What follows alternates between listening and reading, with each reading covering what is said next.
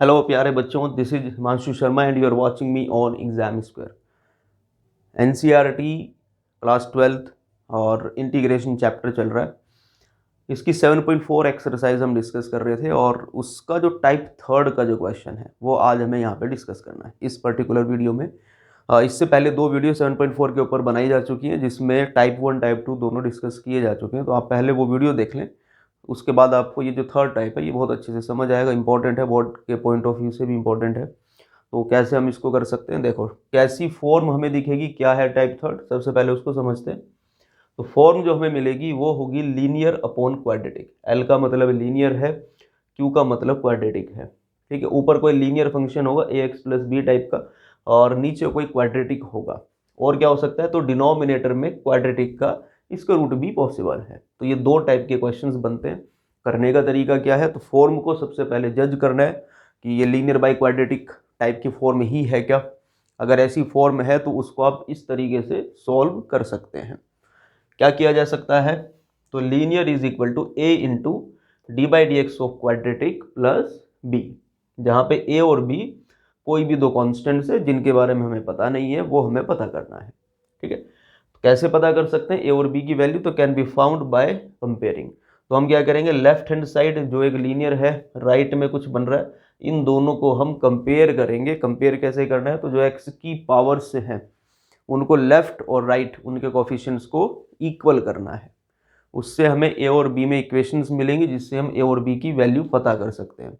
तो क्या किया हमने, फॉर्म को पढ़ा, समझ लिया, linear is equal to A into D by D X quadratic plus B की फॉर्म में लिखा और ए और बी की वैल्यूज को पता कर लिया। और उससे भी पहले आप ये एक काम करके देखें, जब भी आपको लीनियर बाई क्वाड्रेटिक दिख रही है तो सबसे पहले आप क्वाड्रेटिक का डेरिवेटिव करके देखो। तो कई बार क्या होता है, इस क्वाड्रेटिक का डेरिवेटिव ही ऊपर लिखा होता है, तो वो सिंपल सब्स्टिट्यूशन से क्वेश्चन सॉल्व हो सकता है। उसमें आपको क्या करना है, क्वाड्रेटिक को टी लेट करना है, ऊपर उसका डेरिवेटिव है, तो सिंपल ये तो सब्स्टिट्यूशन का क्वेश्चन है।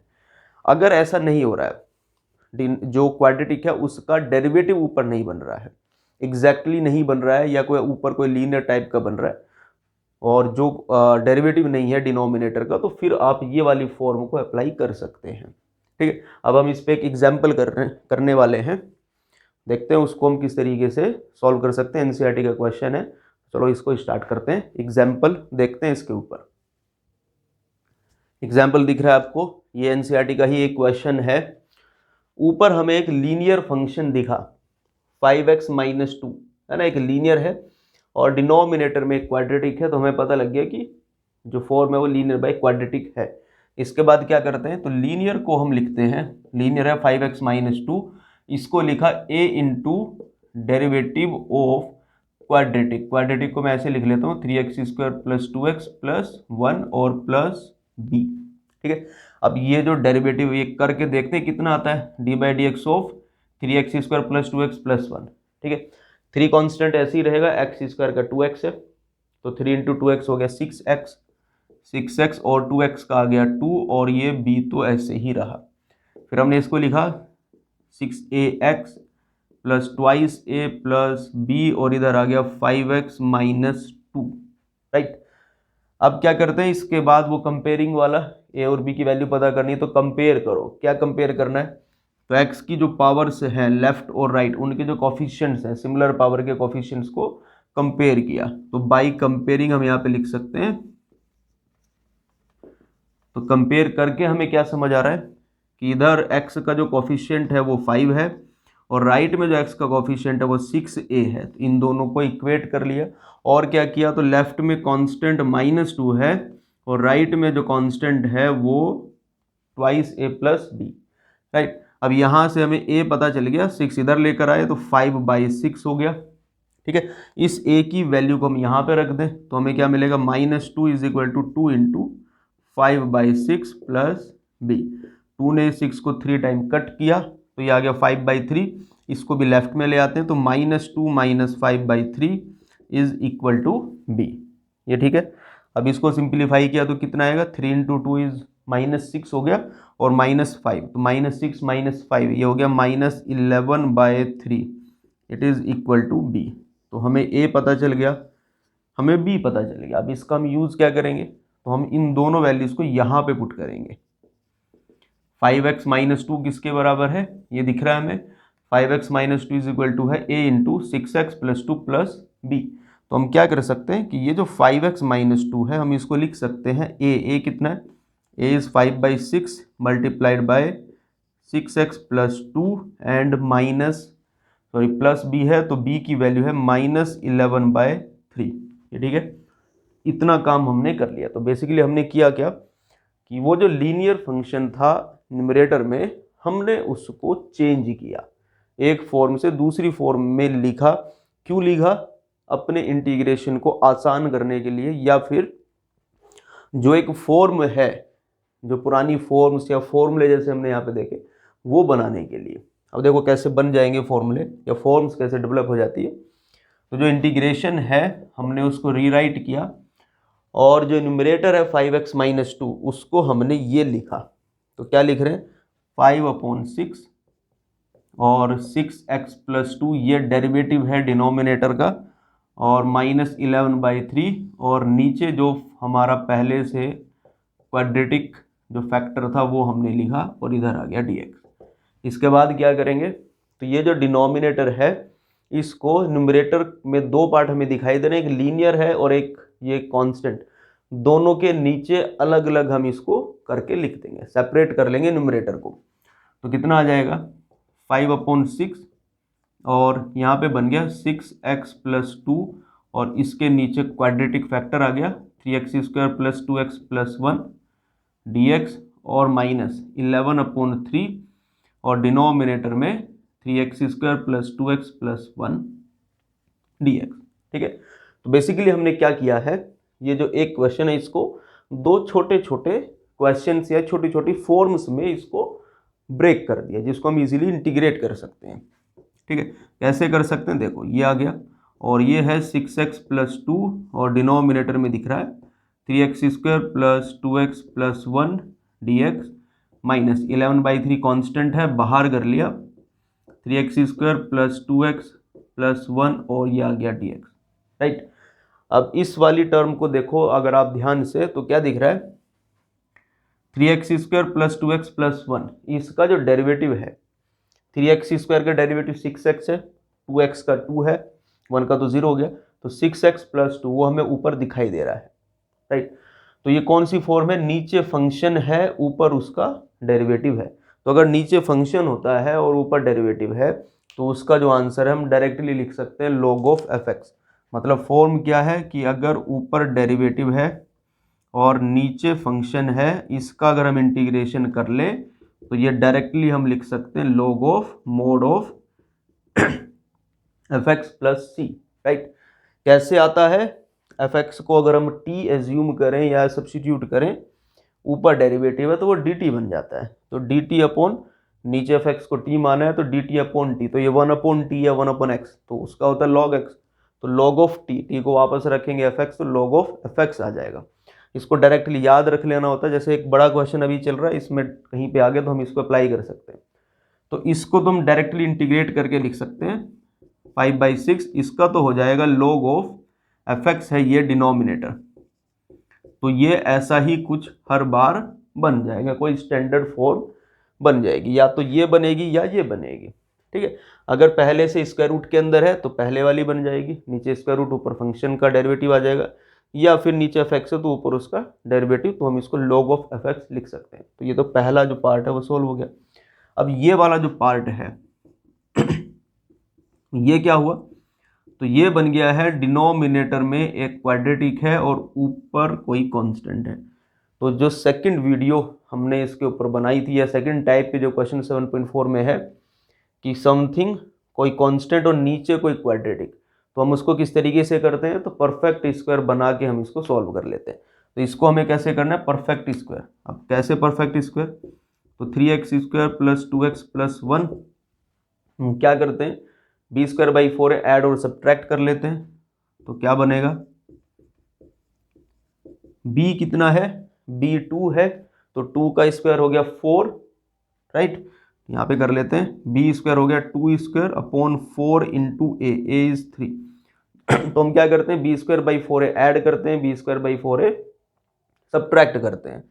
तो ये 4 कैंसिल, तो 1/3 बचा। तो 1/3 हमें ऐड करना है, 1/3 सब्ट्रैक्ट करना है, और ये 1 तो जो था वो रहेगा ही।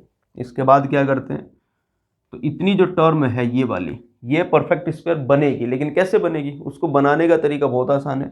हम क्या करते हैं, इसका स्क्वायर रूट लिखते हैं।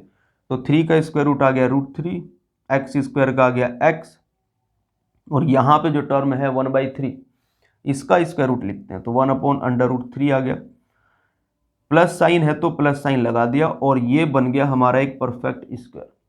ठीक है, सेकंड वीडियो में हमने इसको बहुत डिटेल में डिस्कस किया। तो अगर आपको कोई प्रॉब्लम है परफेक्ट स्क्वायर बनाने में या इस फॉर्म को इंटीग्रेट करने में, तो आप सेकंड जो वीडियो पहले उसको अच्छे से देखें। ये कितना होगा, इसको अगर आप सिंप्लीफाई करते हैं तो ये 2/3 बनेगा। तो क्या कर सकते हैं हम, इस क्वाड्रेटिक को हटाकर ये हम लिख सकते हैं। ठीक है, तो क्या बन जाएगा, ये देखो पहले वाली जो टर्म है ये तो हम इंटीग्रेट कर ही चुके हैं, 11/3, और इसको हटा के हमने लिख दिया √3x प्लस 1/√3 इसका होल स्क्वायर, प्लस इसको हम लिख सकते हैं 2/3 को 2/3 का होल स्क्वायर। ठीक है, क्यों लिखा हमने ऐसा, होल स्क्वायर क्यों लिख दिया, क्योंकि जो फॉर्म्स हैं, जो फॉर्मूले हैं, उनमें आप इधर दिख रहे हैं, ये सारे मैंने फॉर्मूले लिखे हुए। तो फॉर्मूले में a² टाइप का दिख रहा है हमें हमेशा ही, है ना, x² a² x²। तो फॉर्म बनाने के लिए कांस्टेंट का स्क्वायर होना चाहिए, वो हमने बना दिया।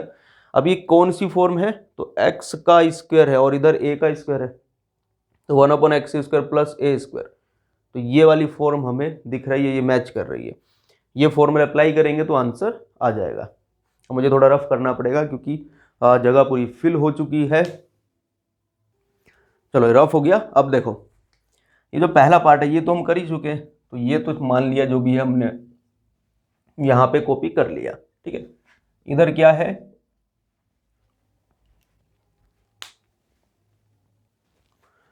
तो फॉर्म जो है 1/a tan inverse x/a type की दिख रही है। ये दिख रहा है dx/x² प्लस a², तो 1/a tan इनवर्स x/a ये बनेगा।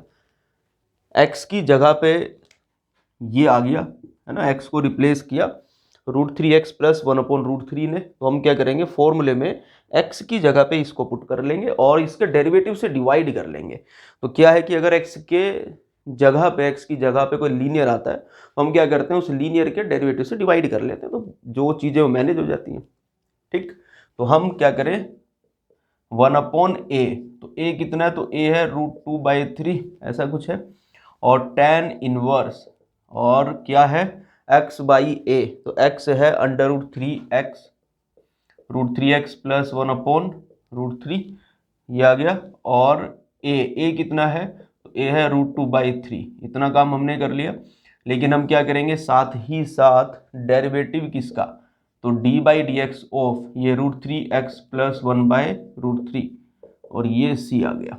तो ये काम हमें करना है। x की जगह पे जो भी आ रहा है, जैसे ये आ रहा है √3x प्लस 1/√3, तो यही हम रखेंगे फॉर्मूले में, कोई दिक्कत नहीं है। लेकिन उसके डेरिवेटिव से जरूर डिवाइड करें। तो ये कई बार क्या होता है कि हम भूल जाते हैं, इसको याद रखना है। ठीक है, तो ये तो एज इट इज़ इधर चल ही रहा है, इसको थोड़ा हम सिंप्लीफाई कर लें। तो 11/3 ये √2/√3 ये ऊपर चला जाएगा। ठीक है, ये इसको आप ऐसे लिख सकते हो, √3/√2 इसको लिख सकते हो, और ये आ जाएगा tan इनवर्स, इसको थोड़ा सिंप्लीफाई किया जाए, ये एलसीएम ले लिया हमने, √3 एलसीएम आ गया। तो ये √3 से मल्टीप्लाई होकर √3 का स्क्वायर, तो 3 हो गया 3x प्लस 1, और डिनोमिनेटर में ये एक जो पार्ट है √2/√3 हमने इसको सेपरेट कर लिया। अंडर रूट दोनों के ऊपर है, 2 पे भी 3 पे भी, तो सेपरेट कर लिया, ये लगा दिया, और डिनोमिनेटर में आ गए। अब डिनोमिनेटर में क्या चल रहा है, तो बड़ी सारी चीज़ें हैं, थोड़ी कैलकुलेशन आपको करनी पड़ेगी इस क्वेश्चन में। तो देखो √3 x के साथ में है, x का डेरिवेटिव 1 होता है, तो √3 रह जाएगा, और ये अकेला फंस गया कांस्टेंट, तो इसका डेरिवेटिव 0 हो गया। तो अल्टीमेटली हमें क्या मिलेगा, डेरिवेटिव √3।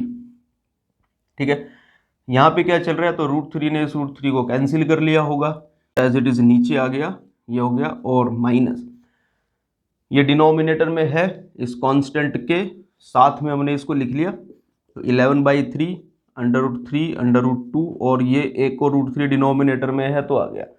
और tan इनवर्स में क्या चल रहा है, तो tan इनवर्स 3x + 1 अपॉन √2 ये प्लस c, ठीक है।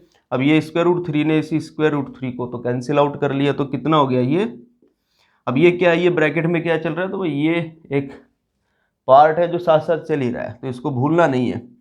माइनस इधर क्या हो गया, तो इधर आया 11/3 √2 और tan इनवर्स 3x + 1 √2 और ये प्लस c। अब यहाँ पे क्या है, तो यहाँ पे ये वाली चीज़ को हम कॉपी कर सकते हैं। ये आ गया 5/6 log के अंदर क्या है, तो 3x² + 2x + 1, ठीक है। प्लस c हमने यहाँ पे लिख दिया। ये फाइनल आंसर बनेगा इस पूरे क्वेश्चन का।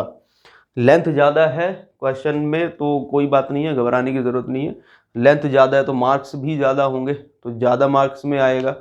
ये शॉर्ट में या लॉन्ग का ही क्वेश्चन है, उसी में पूछा जाएगा। इसके जो स्टेप्स है उनको ध्यान रखना है कि अगर लीनियर बाई क्वाड्रेटिक है तो हमें उसको किस तरीके से सोल्व करना है। प्रोसेसेस याद रहेंगे, फॉर्म याद रहेगी तो कोई प्रॉब्लम नहीं है। इंटीग्रेशन में बहुत आसान चैप्टर है, लेकिन इसकी एक ही प्रॉब्लम है कि आपको फॉर्म्स को समझना पड़ेगा और उनके जो प्रोसेसेस है उनको अच्छे से प्रैक्टिस करना पड़ेगा। थोड़ी कैलकुलेशंस है, थोड़े फॉर्मूले ज़्यादा है, तो अपने हर एक चैप्टर की अपनी अपनी कुछ खासियत होती है। तो इसकी यही खासियत है कि इसमें फॉर्म्स आपको याद रखनी पड़ेंगी, फॉर्मूले आपको याद रखने पड़ेंगे, और जो क्वेश्चन है उसको अच्छे से आपको एनालाइज करना पड़ेगा, चीज़ों को ढंग से देखना पड़ेगा। तो जो फॉर्म है या जो एक पैटर्न है वो आपको पकड़ में आएगा, तो आप उसको बहुत इजीली इंटीग्रेट कर पाएंगे।